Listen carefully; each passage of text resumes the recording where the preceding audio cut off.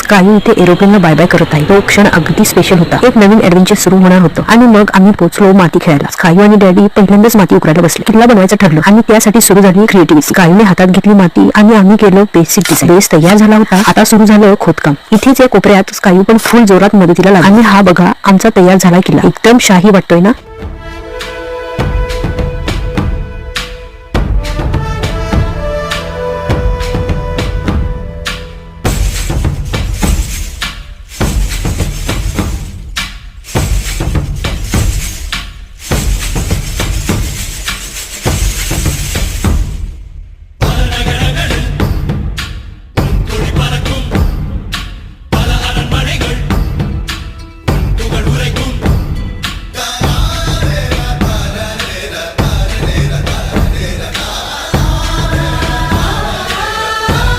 आजचा व्हिडिओ मी इथेच एंड करते. भेटूया पुढच्या व्हिडिओ.